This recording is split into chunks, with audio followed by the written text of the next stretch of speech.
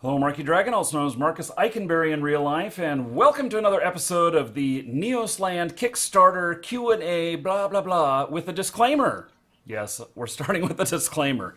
I figured I've been reading stuff in the press, and I said to myself, some things are not quite right, and people are assuming things that are not quite right. And so I just wanted to address something really quick, and that is that there's with this game being designed by us, the players, and we have a lot of stuff that's set in stone, but there's a lot of stuff that's still up in the air. And so I just want to address the stuff that I've been seeing out there that is saying what facts are about the game, and some of those are wrong. And all of this is subject to change. And so I just want to point out that it's important to understand that the game is in early development, and that when we say that we're going to have rockets into space and the moon's going to be full of cheese, that we're saying that as one of the ideas, but it may not make it into the game, especially a medieval fantasy game. Okay, so that's maybe a really bad description, or example. So, okay, Jacques, did I cover that okay? Yeah, that's great. Okay, so I don't know if we're having camera problems here or not. Yeah, there we go. we don't see a camera. Okay, well, my computer, I built it not too long ago, but it has a mind of its own. It's just too damn smart for me. It has a mind of its own. Okay, and shout out to Britt. Britt, I see that you are here in chat, and my friend, you should come into the hangout with us and adorn us with your awesomeness. So, okay, there's one other thing. Jacques, we found out today that people are having a little bit of questions or troubles or whatever with payments. Yeah, that's correct. And funding the Kickstarter. And what it appears is that since this is a Canadian Kickstarter, that Amazon payments is not available. Is that what we figured out? Yeah, because they can't do it. We send a ticket in, and that's what they responded to. You have to go through Kickstarter itself, and you can't pay through Amazon. Mm-hmm. And so some people have been saying, I'm trying to pay, but it's not working. Okay, so if it's not working, PayPal is an alternative on the actual Neosland site. It just appears to be a different payment system than what's used for U.S. campaigns. But obviously we've got money coming in, so it is working. Yeah. It's just for some. You can click on it, yeah. I think it's when they go to their Amazon account and want to do it from there, where you have to actually click on the Kickstarter account, itself, and then do it from Kickstarter. Okay. So anyway, that is that is some of the confusion, and I hope that doesn't stop anybody from from jumping in who wants to. So,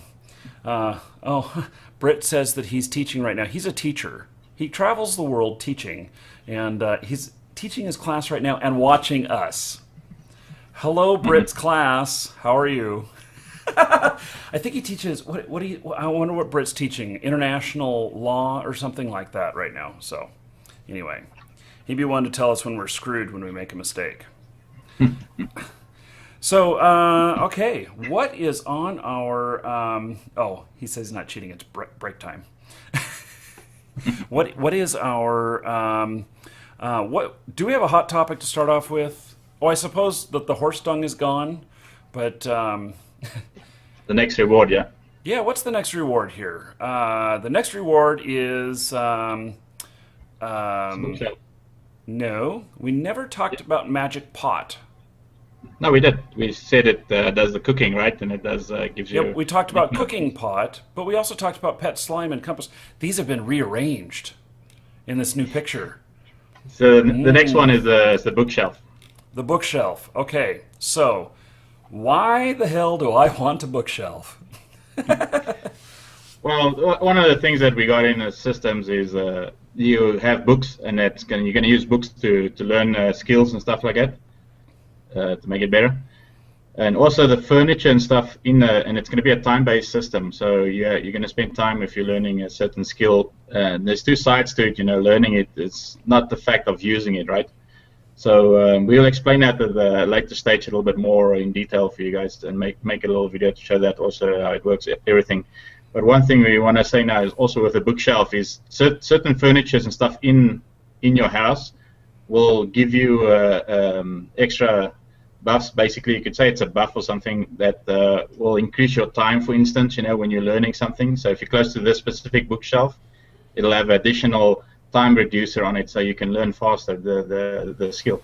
So I'm going to want to make myself a little closet and line all the walls with bookshelf and sit right in the middle of it and absorb as much as I can, right? Yeah, pretty much. You can have a nice little study there. Slim Shill wants to know why it's called Neos Land. So Neos Land, we did a little, you could say a round table with a few of the community members, and one of the reasons they chose Neos Land is the fact that Neos means new, so it's actually new land. That's why it's called Neos Land. Mm-hmm. Yeah, Neos is like the old world Greek. So Neo means new, but Neos is the way the old world Greek used to say it. So yeah, these are new lands developed by us. So yeah. Okay, so I think that we've got a few people here. We've got Streaming Canadian and we've got Drunken Cause. And is Drunken Cause drunken yet? I'm not getting drunk tonight. Oh, okay, good. We wouldn't want you to take a face dive and break another mic. Hey, it was only once. That's all it takes, buddy. So, yeah. So I think that we have got quite a few questions in the queue from the community, and I'd like to address a couple of those. Saint, what have you got in store for us? I got quite a few questions here. One that actually would be really good to answer right off the bat is I have a gentleman here that asked, right now I'm in Germany as an exchange student, and I have noticed that it's politics here for a game to be released. It needs to have a German language. Do you expect to have one at the time of release in your game?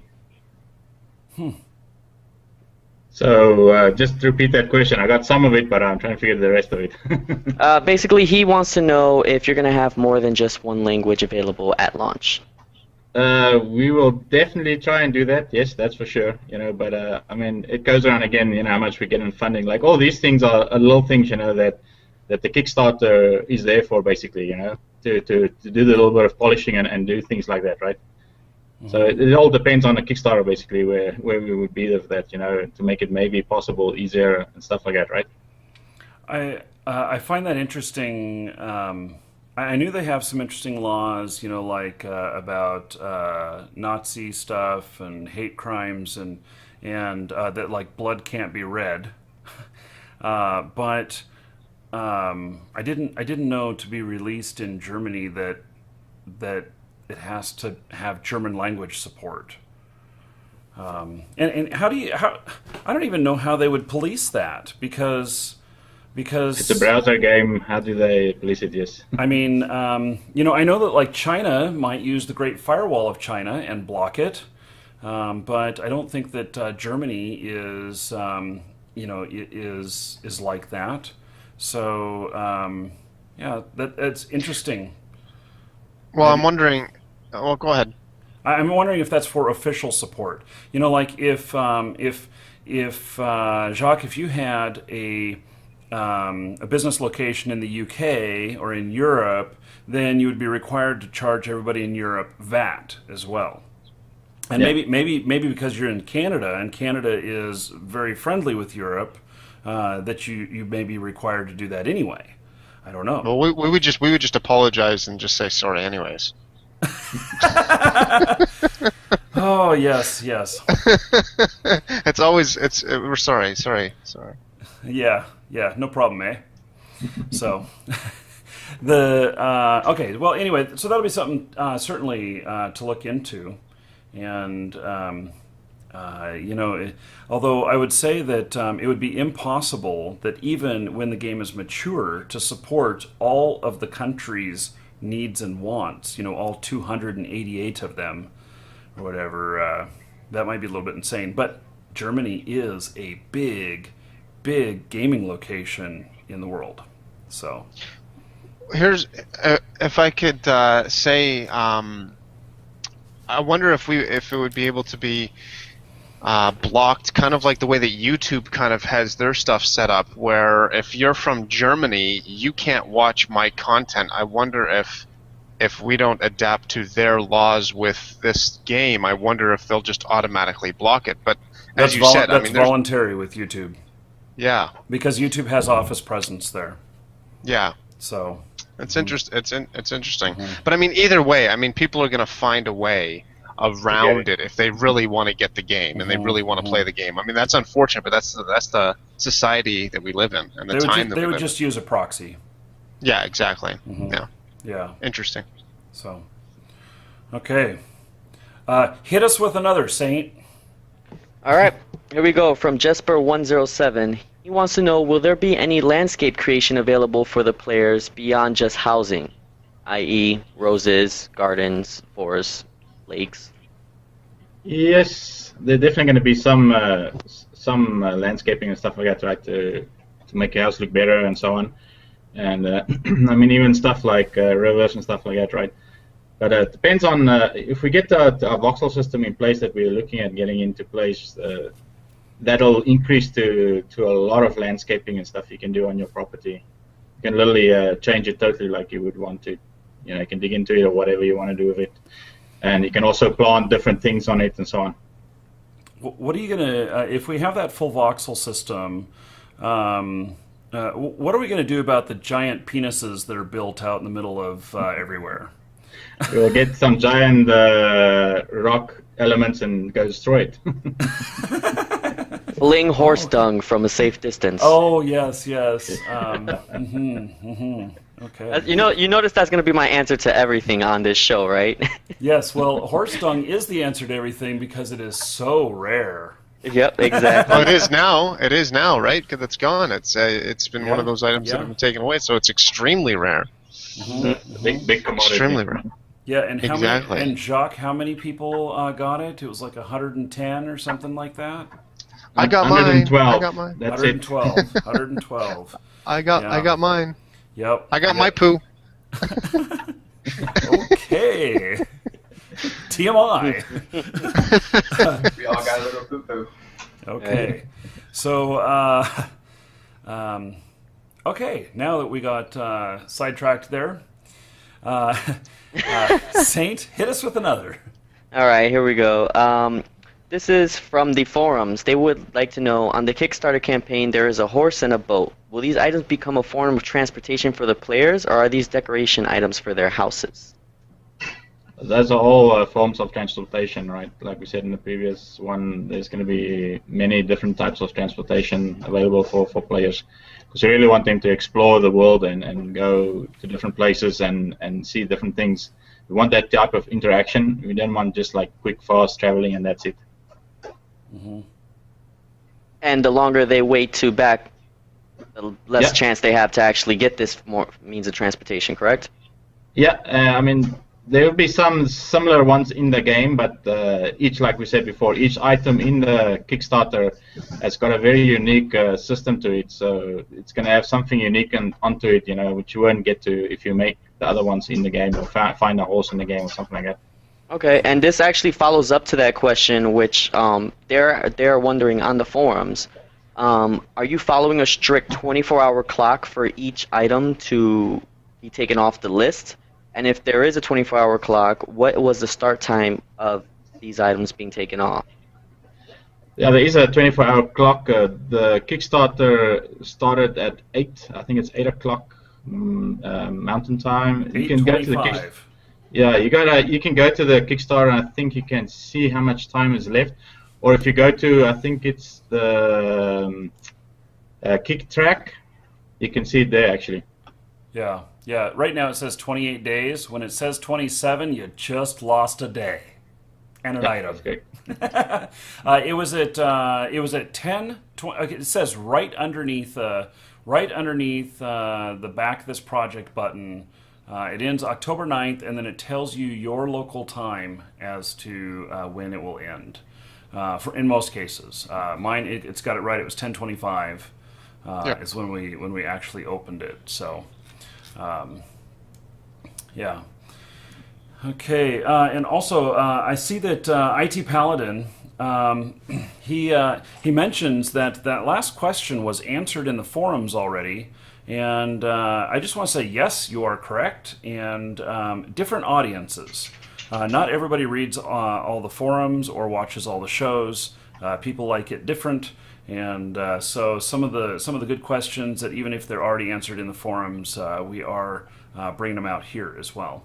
And then Just I for suppose luck. I suppose that some people can reply saying, "Well, hey, it's in this episode over here too," to something that hasn't been answered yet. So, yeah. Well, hey, Britt, how are you doing? I see Britt there. He's not saying anything though. Nope. Okay. Yeah. So, Next okay, question? Yep. Next question. Okay. This is actually going to be a two-part as well. The first part is, have you guys looked into a form of Google authentication upon login for the game as a means of extra security? Not yet. We're still discussing different security systems we can put in place, so we can't comment on that yet. What we're going to be using, but we will be looking at different ones, right? Depending on also what the community wants to have implemented. So there's a few different ones you can have in, and some of them a lot of people don't like, and some people like also. But that's going to be more of a question for our security person that's in our company actually. I know that I voted for that. I would love to see that in, but it depends on, there's also the factor of, okay, so yes, it's more secure, but will the players accept that? Will they put up with having to enter in an extra 6 digits every time they log in? So, yeah, all that's got to be factored in. Okay, and the follow-up question to this is, will we be able to code add-ons or scripts as far as third-party, support for the game? Ooh. Add-ons and scripts. At this point, I would say no, but that can change in the future. Like, at this point, we haven't made any facility yet for that. We talked in one of the round tables about adding at least a simple API, and allowing some data to be retrieved from the game, and so that may be what they're referring to. Oh, okay. Yeah, definitely. We'd definitely be doing something like that for fan sites and stuff like that to retrieve some type of data from the game. There'd definitely be APIs if that's what they're talking about. But as far as helping your bot be more efficient in the game, maybe not. Yeah, no. Not unless it has a beacon on it, and we have special swords in the game that have what was Frodo's sword? What was Frodo's sword called? I forget. But his sword, what was it near orcs? It was called Sting. Yeah. It was Sting, and it would glow like this green hue or whatnot. And so when we get closer to a bot, it starts to light up with this green hue and says, "Feed me." Yeah. So, just saying, let's. Yeah. Okay. Continue on. Okay, this is from Mordor59. He said, "Hi, I just heard about this game a short while ago." Thank you, Mordor. But he wants to be sure, can players build roads that will help to open up new areas? And is this something you guys looked into to actually open up new parts of towns by actually building the roads yourself? You mean in the sense of adding certain things like roads and like, say, for instance, if your town grows to a certain size, like castle walls and stuff like that? Yes. Yeah, definitely. That is going to be part of the town system. So as your town grows, the mayor can choose to add in different functions to the town, like roads, or adding, like, building an extra castle walls around it, adding guards in and stuff like that. Or as well, say for instance, putting up a building like a library or something that'll bring people into the town and stuff like that. So there's definitely be that type of function in cities and towns. We also talked a little bit about possibly pathways that are in between towns, that as they get more used, maybe that could be recognized and roads would start to form and be built on trade routes. That might be pretty hard to do. It might be hard to do, but we can ask for those things because Yes, us we can. players don't know how hard it is. So, Let's put it this way: anything is possible. It's just the amount of time and resources it's going to take to make it work. So, Jacques, one of the things I wanted to ask is, we have given you an enormous amount of suggestions, ideas, and telling you what we want and everything. And how will you prioritize these different things, let's say for launch of the game? How will you choose between all these different things that we've asked for? Because we've actually asked for enough stuff to make a complete game already. Yeah. So how do you choose? Well, it goes around how we busy producing the game, right? Like certain elements link in with other elements, like you could say bags and so on. They link into crafting, and also then from there on it links into resources. So that some of the elements goes hand in hand. So we have to have one to do the next one and to do the next one. So that's how we mostly prioritize things. And then certain things like combat and so on, things that's necessity in any game to start off the bat with. Those are getting high priorities also. Mm-hmm. So picking the low-hanging fruit, but then also no picking low-hanging fruit? No, not low-hanging fruits. Maybe the higher ones, but I don't think the low ones, no. Well, okay, so maybe you don't understand what I'm saying, though, with that. Because the low-hanging fruit is the easiest to get done and is like the most bang for the buck. Yeah, but I mean, once again, we can do simple stuff that we put in there, right? But the simple stuff might not. You need to do certain things to get the game going right off the bat, right? Like you can't have no combat in the game, for instance, right? You can't have no crafting, like all those things that I'm trying to say. Those are very high prioritized stuff. They're very important. In fact, they're required. They're not even exactly. fruit. They are the damn trees. Exactly, yeah. So, and yeah. Well, no, okay, so I agree. Those things have to be in. So do you envision at launch that, we'll have, at least the basics of each one of these different areas, and then as it progresses, each one of them will get more and more mature and more filled out? Yeah, definitely. So what we want to do is lay out the basic layout for everything and get the basics done for it. And then from there, we'll build and start polishing it and making it more consumer friendly, right? So it works perfectly. Mm-hmm. Okay. Well, I mean, that all makes sense. So I was just wondering, because we've asked for a lot. And we're going to have a lot of funding in order to meet the dates to meet that, and get it all in. Now I think that everything we've asked for is possible. Well, almost everything we've asked for. We asked for unicorns that shoot rainbows and slice people in half. But well, that's possible, but it's not likely. Yeah. So, okay. You mean No My Little Pony? I want purple llamas. You want purple llamas? That's an easy one. Britt, you do kind of have a purple hue to you, but also, you look just like that guy off Anonymous, or V for Vendetta. Guy Fawkes? Yeah. Yeah, the blue light, I'm doing brain hacking. Blue light during the day, red light at night. I see. Yes. Yeah. So it works really well. Okay.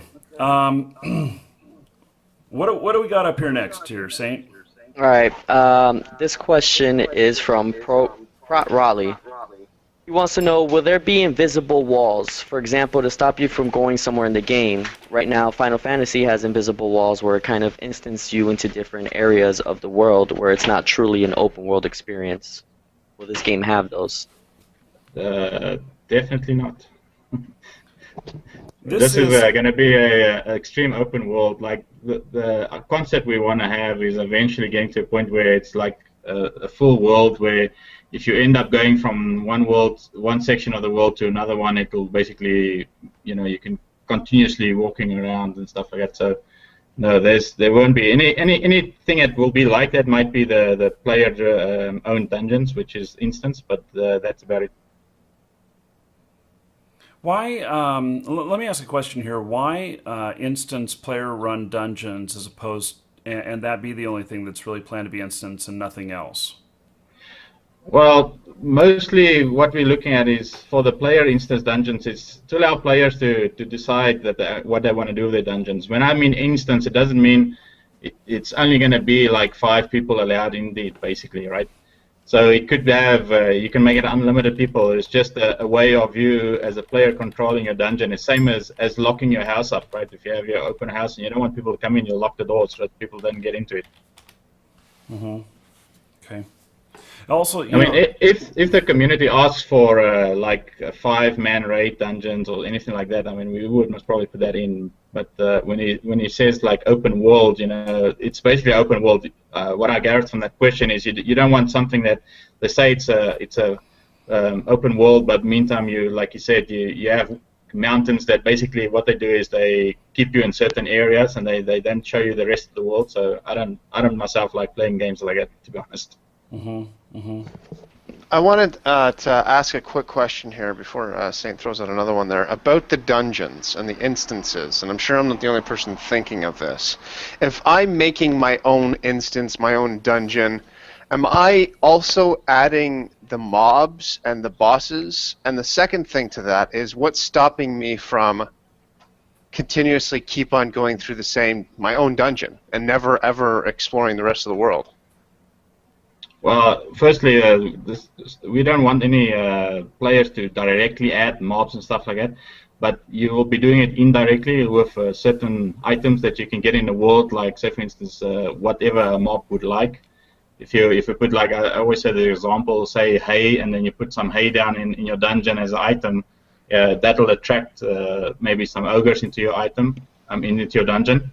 Oh, but wow. you don't know if those are going to be the exact things that's going to come also. So there might be a chance that it attracts something else.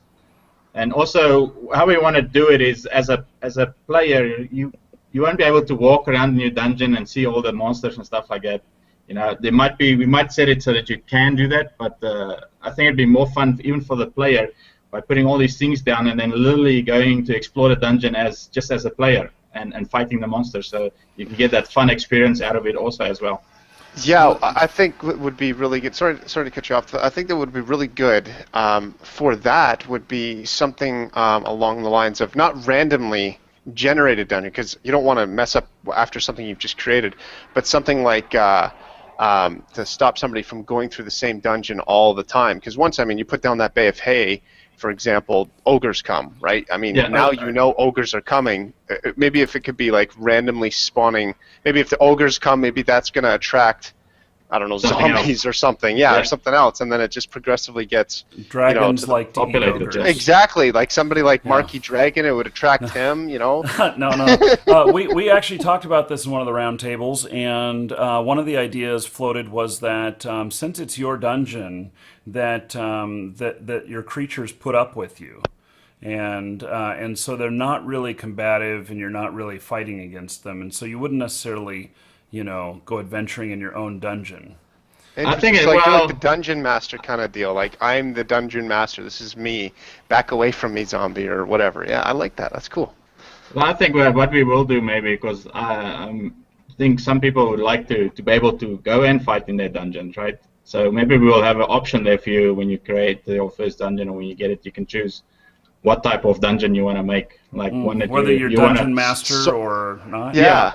yeah, Like and solo, public, then, whatever, party. yeah, there'll be options for you to decide what you want to do with it, right? Like it just Yeah. opens up the door for any type of play. Now, would you make it a one-time thing? Like if I set Dungeon Master, it's now a Dungeon Master thing. Like I don't want to be able to set, okay, now it's solo, now it's party, now it's solo, now it's party. You know what I mean? No, we'll still see what we're going to be doing with that, right? Sure, But, yeah. It's Good thing to think about for sure. yeah, it's a lot of things to see what we're going to take the dungeon further with. I Those think- will probably come into some more roundtable also, because before we finalize that. The dungeon aspect of building our own dungeons and allowing them to be rated, created, rated by other people, being part of player-driven quests, and the fact where you attract people, you attract the monsters to them. You're also using it for mining resources, and which might be one of the reasons why you would want to be dungeon master instead of going through and fighting them, because if you're not done digging at the lower depths, how do you get down there? Do you have to kill all your own creatures? So there's a lot of different things about this, but it's what we've talked about in the roundtables is actually a whole mini game all in itself. In fact, it could make up a whole game all in itself of building all these dungeons, attracting the stuff, and then handing it out to your friends to go and try and get through. Yeah. So and definitely I can see people doing that for like spending a lot of time just playing their own dungeon, or if they chose to, right, and trying to get through it. I suppose another benefit of having the player dungeons instanced is that it would be possible in the future to maybe allow those dungeons to be bigger than the amount of squares of land that the person holds in the world. Yeah, it comes down to how much it gets played. So if we have a lot of people going in this dungeon and they love this guy's creation, there's other options that we can offer the person, right, and to increase it, right. It's all about creating more gameplay in the game. That's perfect. Yeah, another doorway to another dungeon area. That so it's all in an instance, so it won't matter. Or I open a doorway into my neighbor's dungeon and let the ogres in. So You're evil. I am. Oh wait, I'm not. Somebody already has that title. I'll just be me. You're dragon. Oh wait, that doesn't work. Yeah. Hey, Saint, what else we got? We got a question here. We actually have two questions regarding dungeons, so I guess this is the perfect time. Excellent. Segue right into it. This is from Dunty11. He said, I have a question about the dungeon. Basically, he wants to know if people store their items and then just keep dying and dying and dying in the dungeons to level up whatever skills that they have. Are there any systems in place to prevent this from just being a simple dungeon grind without any social aspect to how that player wants to play? Well, that's how the player wants to play, obviously, right? But if you're gonna be outside the dungeon or inside the dungeon and you're gonna die, and if you're gonna be fighting to level up your skills, you can do it just as good outside the dungeon as inside the dungeon, because there's creatures anyway. Yeah. I think that's right. So I'm not sure. If some game mechanic is being abused, then I'm sure that'll be looked at.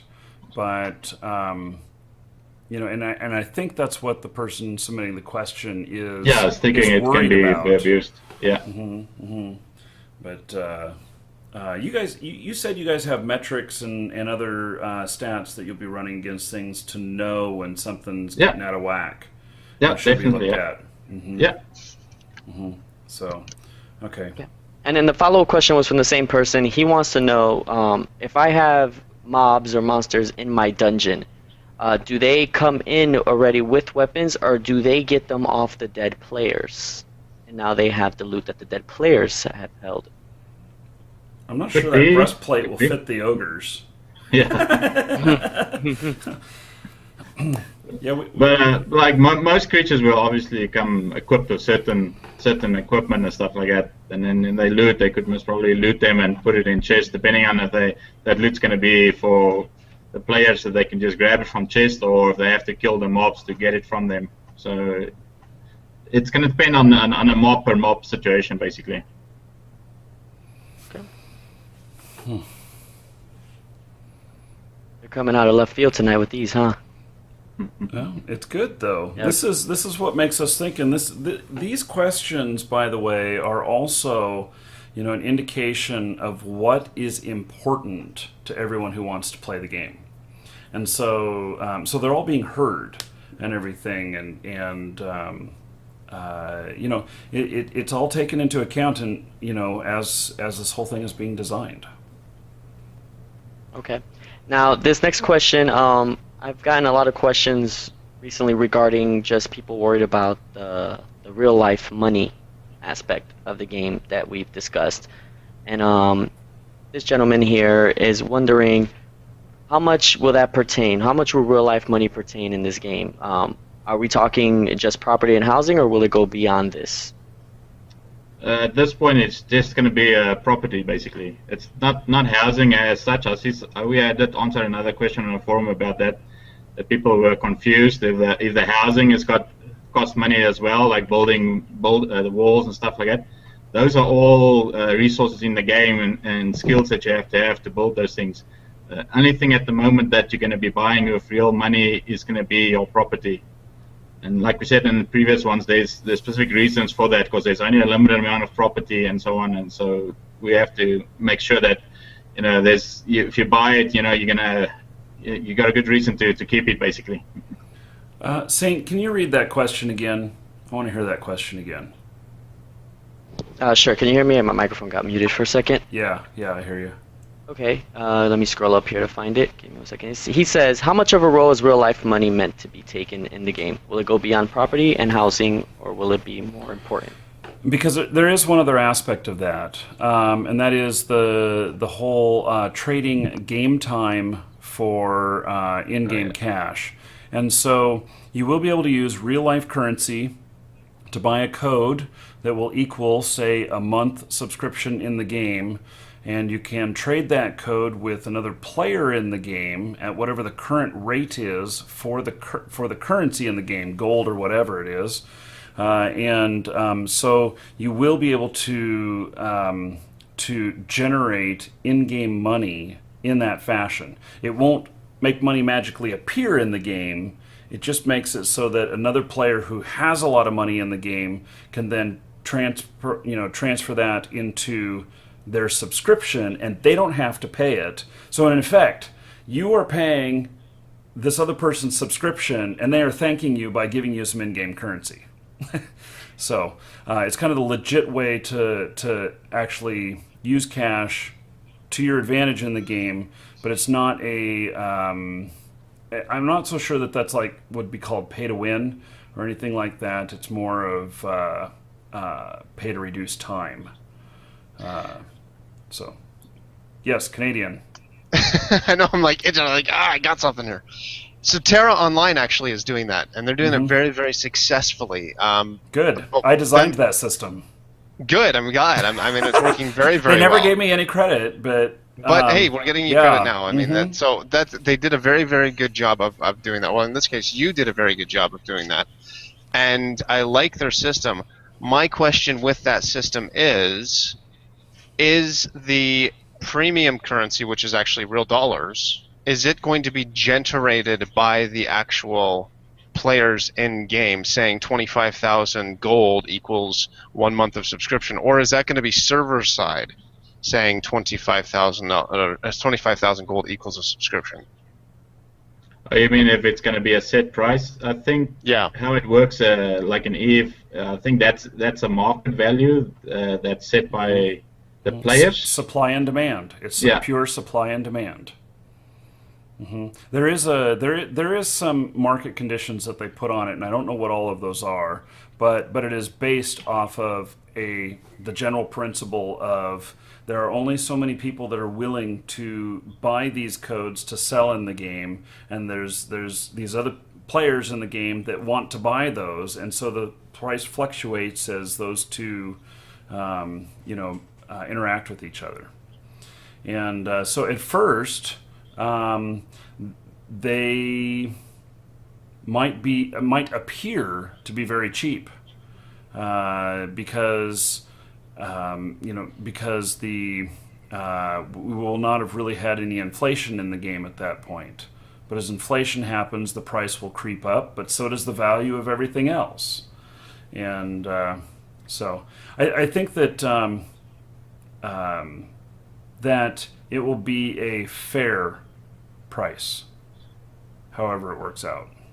Now, I just want to get some clarification on what has been said.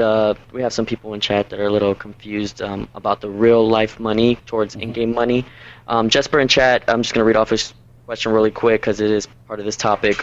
He wants to know regarding property, are you saying that buying land is only available for real money? No, that won't be only available just for real money. There'll be in-game currency also to use that, and we might also look at doing it using the same system as we do with the game codes, where you can exchange money for in-game currency, vice versa. Mm-hmm. So well, we want to make it possible for players that doesn't put any money into the game, that they could also at some point at least have some type of property. Like when I say doesn't put any money, the ones that spend all the time and effort into generating the in-game currency.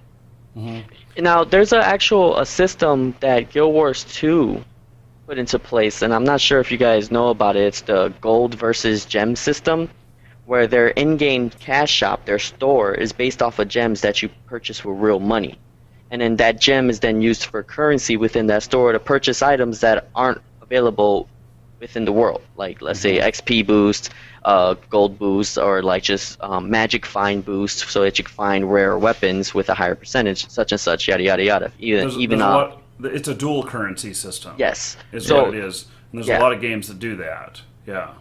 And then in turn with them, you can also trade in-game currency to purchase these gems, and vice versa.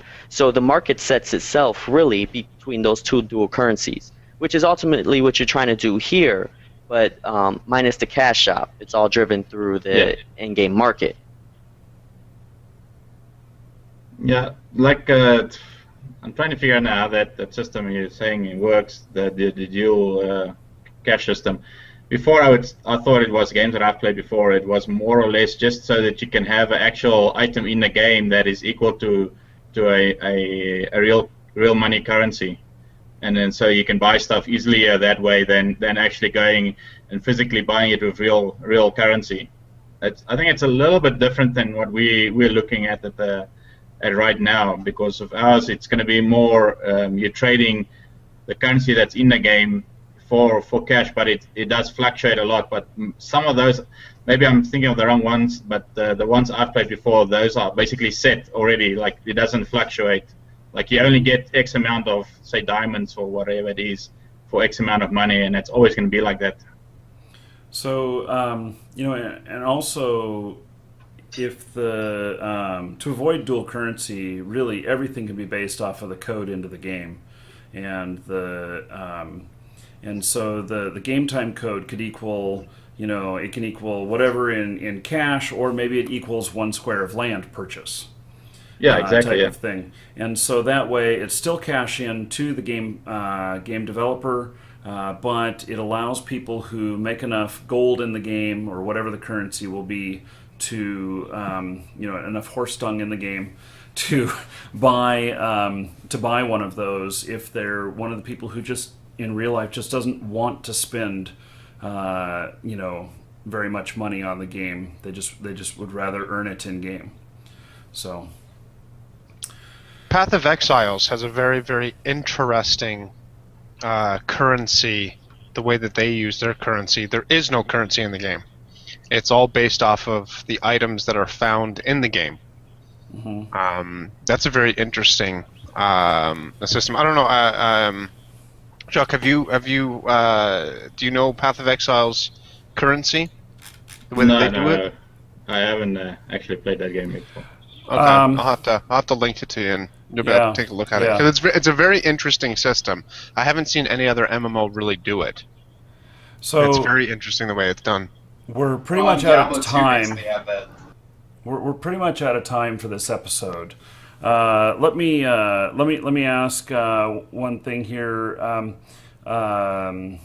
Saint, have we got a lot more questions or We've probably got about a handful left.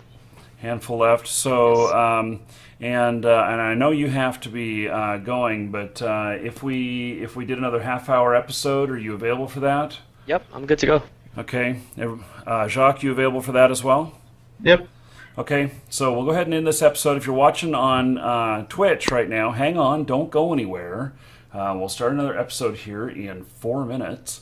And if you're watching on YouTube, well, please subscribe to be alerted when the next one is available, which won't be too long from now because we're publishing these pretty quickly. So, be right back, everyone.